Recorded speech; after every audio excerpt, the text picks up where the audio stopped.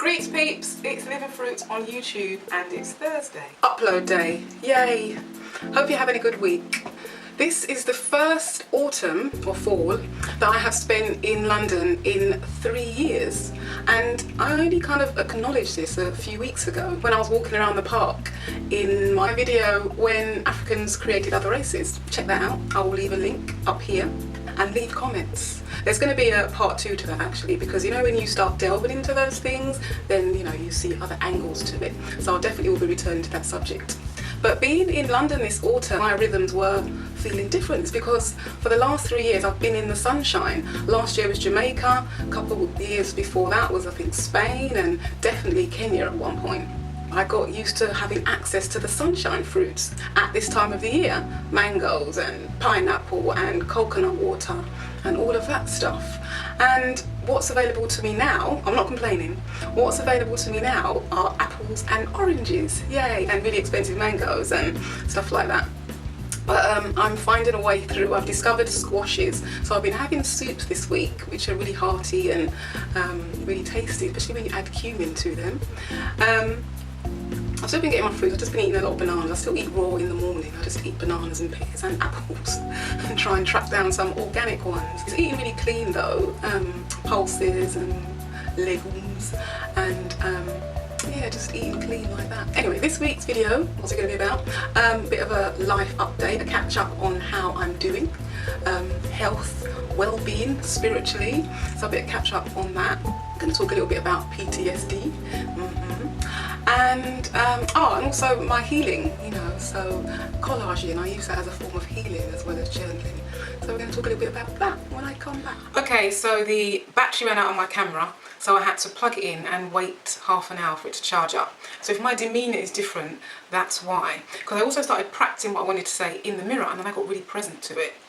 So when you have been in a situation with an intimate where you are being told things about yourself that you know ordinarily not to be true, but you're told so often in such a way that you then begin to believe that, that can play havoc with your centre and who you know yourself to be. It can take you off centre. You will go into fight or flight mode because your mind thinks you need to protect yourself because something's not quite right. Because you lose your centre with regards to what are your thoughts and what are their thoughts, and you're trying to sort of, you know, pull the two worlds into one, but they can't go into one because they don't match. Your mind tries to protect you and it goes into overdrive, and that results in post-traumatic stress disorder. It's like when soldiers come back from war and they've witnessed all these horrific things and it keeps replaying in their mind. Or if you've been in a car accident, God forbid, if a car accident has happened and the trauma of that will keep replaying. You can Google PTSD, right? But how that's been showing up for me is, you know, one day I'll feel fine, the next day I can't get out of bed, or I'm in tears, or I just feel unsafe. And I knew that come autumn that my videos would be more sort of homely, more chatty, but I actually just feel safer at home at the moment. I don't feel confident enough to, you know, get on a plane and explore the wilds of Africa at the moment. I know that will come back, but I don't feel like that at the moment. It's a lot.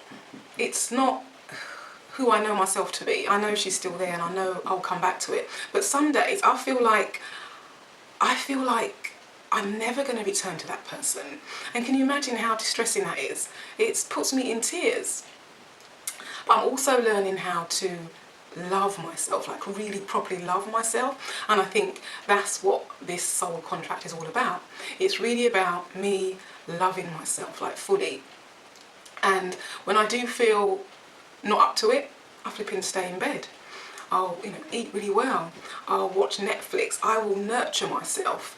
And, you know, whichever appointment I had to miss or whoever I was supposed to please, it's not my priority anymore. I am my priority. And for me, that is a leap. Being a people pleaser type of person, it's ultimately all about loving myself. It's all about self-partnering and taking care of me, that self-parenting side, until it becomes just a natural part of who I am.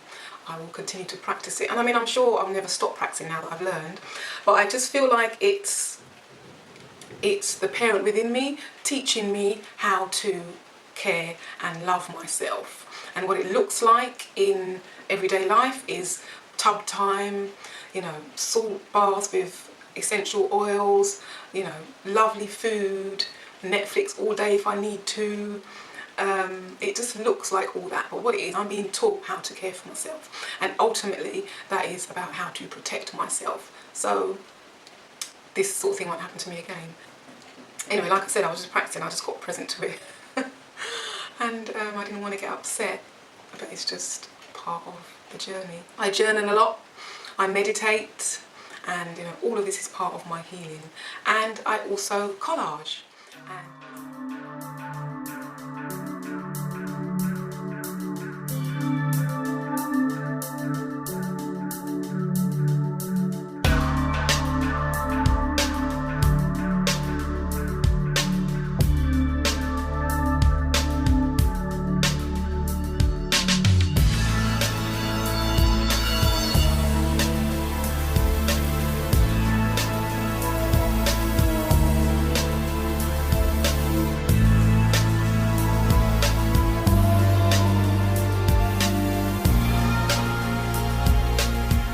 So I called it Best Foot Forward.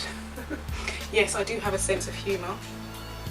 Please leave in the comments anything that it makes you think of seeing those images collaged together. But yeah, no, I do use this as a kind of a healing tool, and I normally do them in my journal. I put picture to the feelings and the emotions that I can't verbalise, and then when I see the picture, it enables me to verbalise.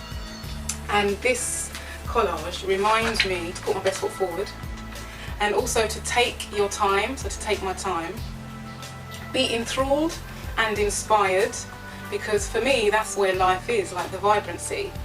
Dare to be whatever or whomever you wish to be, that you can imagine. Dare to be. My goal is to be happy. I think that goes at the top for me. There's like a pyramid of all the things that you desire in life. Happiness and being happy is at the top for me, because if I'm happy, then I am able to get out of bed, I'm able to get on with my life, I'm able to interact with people and generate my life, basically make my life, because happiness is good energy, so you attract good things, good people, etc. Feeling nude is part of the process, that's why it said nude on there. Sometimes you'll feel raw and naked, and that's just part of the process of living.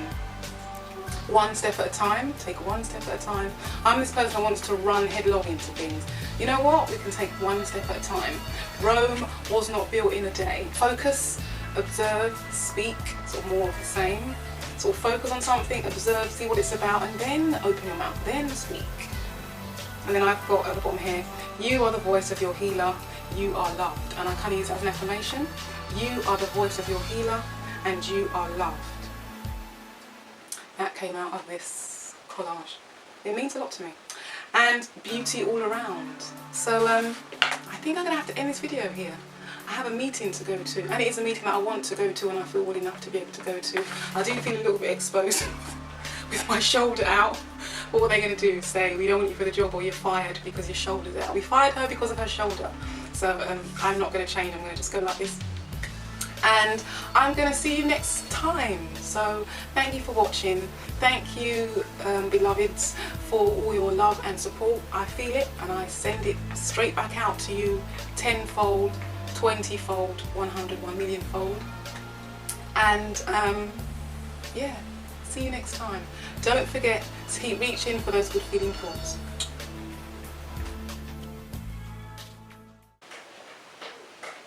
Can you hear my cat there going for a poo? Oh Lord, let me shut the door.